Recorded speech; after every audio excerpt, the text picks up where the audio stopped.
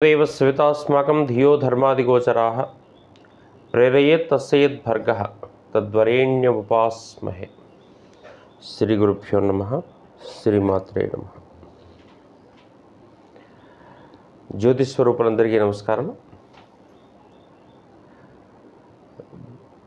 రాశి కారకత్వాల అధ్యయనంలో భాగంగా మనమందరం కూడా కన్యా రాశి కారకత్వాలను ఈ పూట తెలుసుకునే ప్రయత్నం చేద్దాం.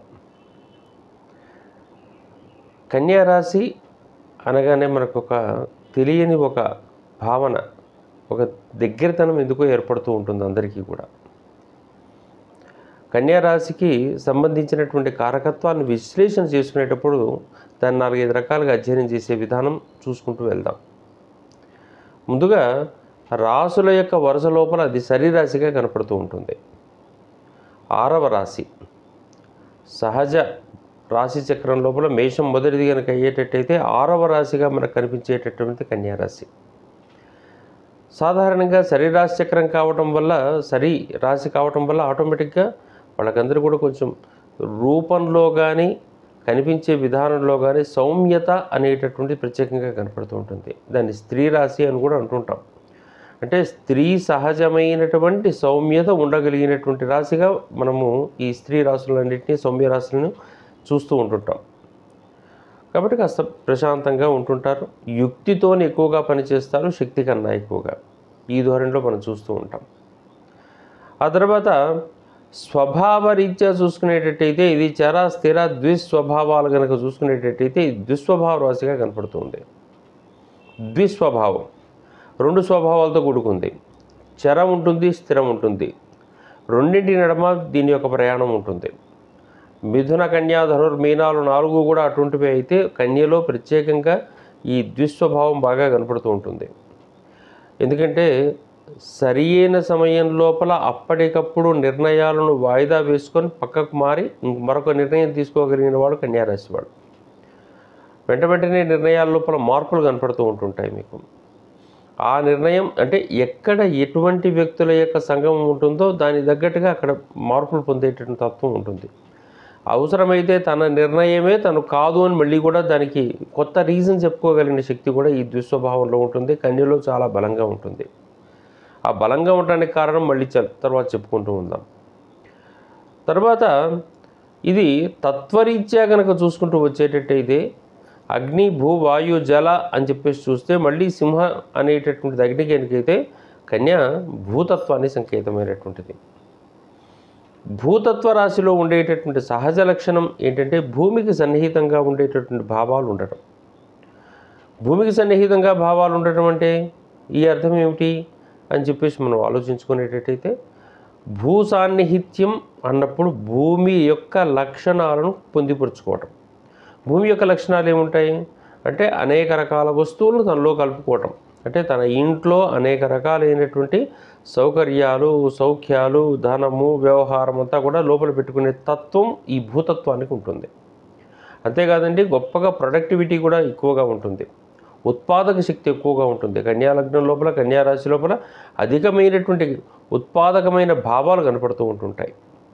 కాబట్టి వీళ్ళలో ఒక ప్రత్యేకమైనటువంటి శైలి స్థితి కనపడుతూ ఉంటుంది. ఈ శైలి స్థితి ఎటువంటిది అయ్యా అంటే ఒకవైపు సంపాదనా పరులు, స్థిరాస్తుల పరులు, వ్యవహారం అంతా కూడా తనకు కనిపిస్తున్న వస్తుజాలం ద్వారా, దాచుకున్న వస్తుజాలం ద్వారా తమను తాము ప్రకటించుకునే తత్వం కనపడుతూ ఉంది. అదేవిధంగా తమను లోపల అనేక రకాల విషయాలు ఉత్పాదన శక్తి, ఎందుకంటే భూమికి ఉన్న ఉత్పాదన శక్తి ఇంకా దేనికి లేదు, అంత ఉత్పాదన శక్తి కలిగినటువంటిది. ఎక్కువసేపు కొంత తమ మీద ఏదైనా ఇబ్బంది కనుక కనపడితే మాత్రం ఆ ఇబ్బందిని తొందరగా తొలగించుకోలేని తత్వం కూడా వీళ్ళకు ఉంటుంది. కొంచెం ఎక్కువ సమయం పడుతుంది. ఏదైనా వస్తువు భూమి మీద పడేటట్టయితే ఆ భూమి మీద ఉండేటటువంటివి జలంలో వేస్తే ప్రవాహంలో వెళ్ళిపోతాయి, మట్టి మురిగి అంతా. కానీ భూమి మీద వేస్తే మాత్రం అట్లాగే ఉంటుంది. చాలా కాలం పాటు మళ్ళీ భూమిలో కలిసిపోవడానికి చాలా టైం పడుతుంది. అయినా తనలో మాత్రం ఎప్పటికైనా కలిపేసుకుంటుంది. ఎంతెంతో పెద్ద మహానగరాలే భూమిలో కలిసిపోయినాయి అవి. కానీ దీంట్లో ఎటువంటి దాన్నైనా తనలో ఇముడ్చుకోదగిన తత్వం కూడా ఉంది. దీనికి వదులుకుంటూ వెళ్ళిపోయే తత్వం కాకుండా తనలో కలుపుకునే తత్వం కూడా ఉంటుందన్నమాట. అందుకని భూతత్వం అనేది చాలా విశేషమైన తత్వం. అయితే ఒక ఆధ్యాత్మిక విధానంలో మాత్రమే ఇది కొంచెం వ్యతిరేకమైన తత్వం. ఆధ్యాత్మికానికి వెళ్ళిపోయేటటువంటి స్థితిలో భూమి కన్నా జలము, జలము కన్నా అగ్ని, అగ్ని కన్నా వాయువు చాలా విశేషమైనవి, అంత పైకి ఆకాశతత్వానికి వెళ్ళిపోవాలని. ఇక్కడైతే ఏంటంటే అన్ని ఆస్తులు సమకూర్చుకోవటం, ప్రశాంతంగా ఉండటం, ఈ లోకంలో మాత్రం ఆనందంగా బతికే తత్వం లోపల ఈ కన్యారాశి లేదా భూతత్వంతో కూడుకున్నటువంటి విషయాలు ఉంటుంటాయి. ఆ తర్వాత పేరులోనే ఇది కన్యారాశి, చూస్తుంటేనే చక్కగా కనపడుతూ ఉంటుంది. ఆ కన్య అనేటటువంటి భావన ముఖ్యంగా తెలుగు ప్రాంతాల లోపల మనకు తెలిసేటటువంటి తత్వం ఏంటంటే, చక్కగా అందంగా అలంకరించుకొని వివాహం కానటువంటి ఒకానొక స్త్రీ చూసేటటువంటి చూపులు, మాట్లాడే మాటలు, చేష్టలు ఇవన్నీ కూడా ఒక రకంగా పక్క వాళ్ళను నవ్వించి, కవ్వించి ఇబ్బంది పెడుతూ ఉంటుంటాయి, సంతోషపెడుతూ ఉంటుంటాయి. దానివల్ల జరిగేది ఏమిటి, ఆ అమ్మాయి చుట్టూ కొంతమంది జనాలు చేరుతూ ఉంటుంటారు. మనసులో భావనలు చేరుతాయి, వ్యక్తులు చేరుతూ ఉంటుంటారు. పూర్వకాలం అయితే చక్కగా పెళ్లి కానటువంటి అమ్మాయిని గుర్తించే విధానం లోపల అమ్మాయికి చక్కగా లంగా, ఓణి అవన్నీ వేసి చూపించేటువంటి వాళ్ళు. దానివల్ల అమ్మాయికి వివాహం కాలేదని చెప్పేసి తెలిస్తే మగపిల్లలు ఉన్నటువంటి తల్లిదండ్రులు వెళ్ళి మా అమ్మాయిని మాకు ఇస్తారా అని చెప్పేసి అడిగేటటువంటి సంప్రదాయం ఉండేది. ఈ విధంగా ఉంటున్నప్పుడు ఒక స్పెషల్ అట్రాక్షన్ ఫోర్స్ అలాగా ఉంటుంది ఎప్పుడు కన్యారాశి. ఇది కేవలం పేరు కోసం చెప్పినటువంటి మాట ఏంటంటే, కానీ కన్యారాశి వాళ్ళు ఎక్కడున్నా కానీ స్పెషల్ అట్రాక్షనే ఉంటుంటారు. ఆ ప్రాంతంలో అప్పటికప్పుడు తమను తాము ప్రొజెక్ట్ చేసుకునేటటువంటి విధానం లోపల వాళ్ళకున్నంత ప్రజ్ఞ ఇంకెవరికి ఉండదు. Projection is most important. Hello I'm so and so అని చెప్పేసి సడన్గా పరిచయం చేసుకోగలిగిన శక్తి సింహానికి ఉండదండి, కన్యకు ఉంటుంది. వెంటనే వెళ్ళి పరిచయం చేసుకోగలరు. పరిచయం చేసుకోవడమే కాదు, తమకు ఉండేటటువంటి శక్తియుక్తులతో తమ వ్యాపార వ్యవహారాలు కానీ, తమ పనులు కానీ మాటలతోనే పరిపూర్ణంగా చేయించుకొని బయటపడగలరు. వెళ్ళిపోయిన తర్వాత మళ్ళీ మొదలు పట్టించుకోరు, పక్కకు పెట్టేస్తారు. కానీ తమ అవసరాలు పరిపూర్ణం చేసుకోవడం కోసం అప్పటికప్పుడు మాట్లాడగలిగేటటువంటి స్థితి, పరిచయం చేసుకునే స్థితి, వాళ్ళు ఎవరెవరో ఇక్కడ వాళ్ళు ఎట్లా పరిచయం ఏంటి అని చెప్పేసి రిలేషన్ ఏర్పరచుకునే స్థితి, ఆ మాటకారితనము, నేర్పరితనం అంతా కూడా ఈ కన్యారాశిలో అధికంగా ఉంటుంది. ఈవెన్ కూడా బుధునిదే అయినప్పటికీ కూడా అక్కడ ఇక్కడికి చూసుకునేటైతే మిథునం కన్య కూడా కన్య లోపల చాలా ఎక్కువగా కనిపించే తత్వం ఇది. ఆ మాటకారితనం ఉంటుంది, కలుపుగోలుతనం ఉంటుంది అందరిలోకి. ఒక్కసారి తనలో బుట్టలోకి వేసేసుకుంటుంటారు ఎదుటివాడిని, ఈ తత్వం ఉంటుంది. ఈ విధంగా కన్య అనేటటువంటి పేరులోనే ఒక స్పెషల్ అట్రాక్షన్, నలుగురిని తమ చుట్టూ తిప్పుకోగలిగేటువంటి వాళ్ళు. ఏ పనున్నా కానీ నా దగ్గర నేను చూసుకుంటాను అని చెప్పేసి పక్క వాళ్ళకి మాటలు ఇస్తారు. వాళ్ళ దగ్గరికి వస్తే చూసుకుంటారా లేదా అని కాదు, ఒక భరోసాలాగా కనపడుతుంటుంది, ఒక ఆకర్షణలాగా కనపడుతుంటుంది. మొత్తానికి తమ చుట్టూ తిప్పుకుంటూ ఉంటుంటారు అందరినీ కూడా. ఇది కనిపించే తత్వం. ఇది రాశి నామాన్ని బట్టి ఈ విధంగా కనుక చూసుకునేటట్టయితే కన్యా రాశి పేరులో కన్య యొక్క లక్షణాన్ని కన్య యొక్క రాశిలో కనుక అన్వయం చేసుకుని చూడొచ్చు. ఇక తర్వాత పేరు చూసేటట్టయితే దీనికి అధిపతి అయినవాడు బుధుడు. బుధుడు సహజంగానే మనకు తెలుసండి, ఎక్కడ చిక్కడు దొరకడు. పేరులోనే మెర్క్యూరీ, పట్టుకుంటే దొరుకుతుందా, దొరకదు. కాబట్టి వీళ్ళు ఎక్కడా కూడా దొరికేటటువంటి సహజ స్వభావంలో ఉండరు. అధికారులకు దగ్గరగా ఉండటానికి ప్రయత్నం చేస్తారు. ఎందుకంటే రాశిచక్రం వరుస లోపల సూర్యుని పక్కనే బుధుడు ఉంటాడు కాబట్టి సూర్యునికి సన్నిహితంగా ఉండడం కోసం ప్రయత్నం చేసే లక్షణంలో ఈ బుధుని యొక్క రాశి తత్వం కూడా కనపడుతూ ఉంటుంది. అటు మిథునమైన అంటే ఒక వ్యాపారవేత్త ఎప్పుడు కూడా ఎవరి దగ్గర ఉండాలని చూస్తాడంటే, ఎవరైతే తమకు ఆర్డర్స్ ఇస్తాడో, ఎవరు టెండర్కి పిలుస్తాడో వాడి దగ్గర ఉండడానికి ప్రయత్నం చేస్తాడు. వాళ్ళకు అవసరమైతే లాలూజీలు అవన్నీ కూడా చేయడానికి ప్రయత్నం చేస్తూ ఉంటుంటాడు. తమ ఆస్తులు పెరగడానికి, తమ గొప్పగా ఉండటానికి ముందుగా తాము పెట్టే పెట్టుబడి 100 రూపాయలు అయితే తాము వచ్చేటటువంటి రూపాయలు మాత్రం 1,00,000 రూపాయలు సాధించుకునే ప్రయత్నం చేస్తూ ఉంటారు. అంత తక్కువ పెట్టుబడికి కాలక్రమంలో అంత ఎక్కువగా తీసుకొస్తారు. దానికి ఏదో పెద్ద లెక్కలు చూపించగలరు. ఎందుకంటే బుధుడు గణాంకాలలో నేర్పరి కాబట్టి, లెక్కలు చేయడంలో నేర్పరితనం ఉన్నటువంటి వాడు బుధుడు కాబట్టి బుధుడు అంటే ఇంకోటి పండితుడు కూడా, మహాపండితుడు. ఎటువంటి పండితుడితో అయ్యా అంటే మరి గురుడు పండితుడే కదండి అని చెప్పేసి అనొచ్చు. గురుడు కేవలం ఆధ్యాత్మికమైన పండితుడు, ఎదుటివాడికి మేలు చేసేటువంటి పండితుడు. ఈయన లోక వ్యవహార సంబంధమైన పండితుడు. లోక వ్యవహారాల్లో ఎప్పుడెప్పుడు ఎట్లా ఉండాలి, ఏం చేయాలి అనే విషయం లౌక్యం తెలిసి ఉండాలి అంటుంటారు అందరూ కూడా.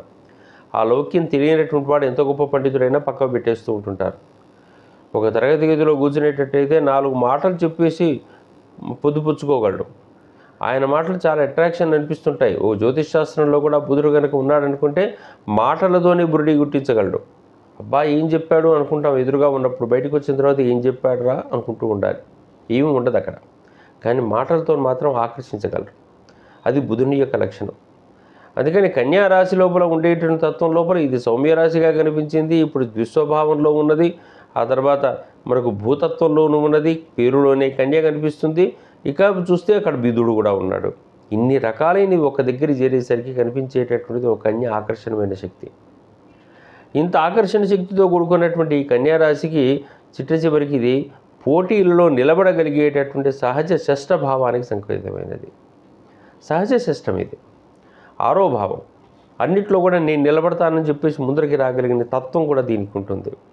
ఆ తత్వాన్ని మనం ఉపాసించేటటువంటి విధానం అట్లా కనుక చూసుకుంటూ ఉండేటట్టయితే తప్పనిసరిగా అన్నిట్లో రాణించగలగటం, నేర్పు కలిగి ఉండటం, పోటీల్లో నిలబడగలగటం, సాధించటం. పోటీల్లో ఎందుకు నిలబడటం అని చెప్పేసి అంటే ఇప్పుడే అనుకున్నాం మనం, టెండర్లు వేసుకోవాలంటే పోటీలో నిలబడాల్సిందే కదా. ఏదైనా సరే వ్యాపారంలో కావాలనుకుంటే పోటీలో నిలబడాల్సిందే కదా. కాంపిటీషన్ ఎగ్జామ్స్లో ఉండాలంటే పోటీల్లో నిలబడాల్సిందే కదా. అటువంటి చోట్ల లోపల తమను తాము హైలైట్ చేసుకుంటూ పక్క వాళ్ళని తగ్గించగలుగుతూ ఉంటుంటారు. అంతేకాదు మాటకారితనం బుధునికి యొక్క లక్షణం కాబట్టి ఇంటర్వ్యూస్ వెళ్ళినప్పుడు కూడా అద్భుతంగా ఇంటర్వ్యూ చేయగలుగుతారు. ఎవరినైనా నాయకుడి దగ్గర పోతే 4 మంచి మాటలు చెప్పేసేసి తమ వైపు వాళ్ళంతా మలుచుకోగలుగుతూ ఉంటుంటారు. కాబట్టి ఒక్క వైపు నుంచి మొత్తం చూసుకుంటూ వచ్చేటట్టయితే కన్యారాశి వాళ్ళకు ఉండేటటువంటి లక్షణాల లోపల మిగిలినటువంటి అన్ని రాసుల కన్నా ఇది పెక్యులర్గా కనపడుతూ ఉంటుంది. ఒక మార్కెటింగ్కి వెళ్ళేటట్టయితే బయటికి వెళ్ళగానే ఒక ఇంటికి వెళితే ఏం పనిలేదా అని చెప్పేసి తలుపు డోర్లు పెడేస్తారు వాళ్ళు. ఇప్పుడే వస్తారు మమ్మల్ని ఇబ్బంది పెట్టడానికి, నిద్రపోనివ్వరు అని చెప్పేసి. నో ప్రాబ్లం, నీకు అవకాశం లేదు, నా దగ్గర నుంచి గొప్పతనం పొందే అవకాశం నీకు లేదు, నేను పక్కింట్లో వెళ్ళగలను అనుకోగలిగిన సమర్థత వీళ్ళకు ఉంటుంది. ఇదే డోర్ కనుక సింహరాశి వాళ్ళ మీద వేసేటట్టయితే వాడు జీవితాంతం ఈడుస్తూ కూర్చుంటారు. అదే కన్యారాశి వాళ్ళు అయితే పక్క వాళ్ళ ఇంటికి వెళ్తారు. వెళ్ళిన తర్వాత వాడు పొరపాటున తీసి 2 నిమిషాలు మాట్లాడితే చాలు, తాను తీసుకొచ్చిన వస్తువు యొక్క గొప్పతనాన్ని పెట్టేసి 1 బదులు 3 అంటగట్టిపోగలిగిన సమర్థులు వీళ్ళు. 1 నెల రోజుల్లో, 2 నెలల్లో, 3 నెలల్లో తర్వాత మళ్ళీ ఇంకో వస్తువు పట్టుకొస్తే, చూడబోయా మొన్న తీసుకొచ్చావు ఇది పాడైపోయింది చూడంటే, అది పాత స్టాక్ వచ్చిందండి, అది తప్పయింది, మొత్తానికి దానికన్నా ఇది ఇంకా బాగుంటుందండి, అవసరమైతే అది నేను బ్యాగ్ తీసుకుంటాను మీకు వీలు కాకుంటే, కానీ ఈ స్టాక్ కొత్తది వచ్చింది, ఇదైతే బాగా వినియోగపడుతుంది చూడండి, అది సగం కన్నా ఇది అని ఇంకోటి కూడా వాళ్ళకి అంటగట్టిపోగలిగిన సమర్థత వీళ్ళకు ఉంటుంది. ఈ ఒక్క మార్కెటింగ్ ఒక అంశాన్ని మేము బేస్ చేసుకుని ఉదాహరణ చెప్తున్నానంటే నిత్య జీవితంలో ఎన్నో అంశాలకు మీరు చెప్పచ్చు. ఇట్లా ప్రతి చోట మనకు ఆ విస్తరణ కనపడుతుంది. ఇంట్లో భార్యాభర్తల మధ్య లోపల కానీ, చుట్టుపక్కల వ్యవహారాల మధ్యలో కానీ, అప్పటికప్పుడు వాళ్ళలోని ఎప్పటికి అయ్యేది ప్రస్తుతం అప్పటిగా మాటలాడి అన్యుల మనములు నొప్పింపక తానొవ్వక తప్పించుకు తిరుగువాడు అనే భావన ఒకటే ఈ కన్యా లగ్నం వాళ్ళకి కనపడుతూ ఉంటుంది. సౌమ్యత ఉంటుంది, ప్రశాంతత ఉంటుంది, ఎదుర్కొనే శక్తి ఉంటుంది, అన్నిటిలోనూ నిలబడగలిగినటువంటిది, అందరితోనూ కలుపుకోలుగా ఉండగలిగేటటువంటిది, ఎక్కువగా లోపలికి స్వీకరించకుండా ప్రశాంతంగా ఉండేది, ఏది ఉన్నా లోపలికి కలిపేసుకుంటూ మర్చిపోయేటటువంటి తత్వం ఉన్నటువంటి ఒకే ఒక గొప్ప రాశి కన్యారాశి. అందుకని ఈ కన్యాలగ్నం వాళ్ళు కానీ, కన్యారాశి వాళ్ళు కానీ ఈ తత్వంతో ఉంటుంటే మన జీవితంలో మన చుట్టుపక్కల ఉండేటట్టయితే, వాళ్ళను గమనిస్తూ ఉండేటట్టయితే మనకి ఈ లక్షణం తత్వం తప్పనిసరిగా మనకు తెలుస్తుంది. ఆ మార్గంలో మనం కన్యారాశిని దర్శించుగాక. స్వస్తి.